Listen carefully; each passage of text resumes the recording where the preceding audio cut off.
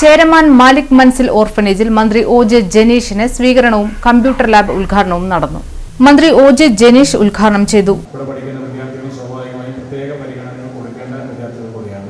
അതുകൊണ്ട് തന്നെ ആ തരത്തിലുള്ള ഒരു ഇടപെടൽ എൻ്റെ ഭാഗത്തുനിന്ന് ഉണ്ടാകുമെന്ന ഒരു ഉറപ്പ് ഏറ്റവും പ്രിയപ്പെട്ട ഈ CMOIT സ്കൂളിൻ്റെ ഭാരവാഹികൾക്ക് നൽകാൻ വേണ്ടി കൂടി ഈ അവസരം ഉപയോഗിക്കുകയാണ്.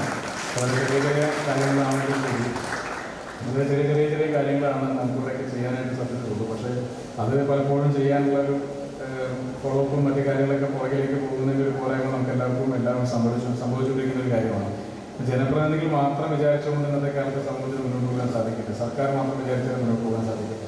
സർക്കാരിനൊക്കെ ചെയ്യാൻ കഴിയുന്നതിനൊക്കെ ഒരു പരിമിതി ഇന്ന് വന്നു തുടങ്ങിയ ഒരു കാലം കൂടിയാണ്. അപ്പോൾ സർക്കാരിന് ഫെസിലിറ്റേറ്റ് ചെയ്യാൻ വേണ്ടി സാധിക്കും.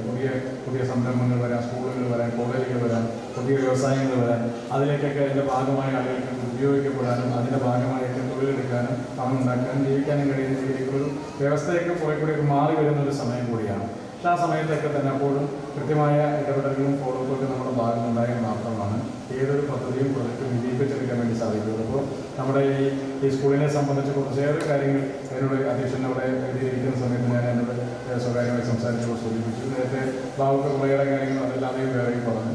അപ്പോൾ നമുക്ക് കൊടുങ്ങല്ലൂരിനെ സംബന്ധിച്ചൊരു കാര്യം കൂടി സൂചിപ്പിക്കാനുള്ളത്, കൊടുങ്ങല്ലൂർ ഇന്നുള്ള കൊടുങ്ങല്ലൂരിനെ നമുക്ക് മാറ്റി പുതിയൊരു കൊടുങ്ങല്ലൂരാക്കി മാറ്റണം.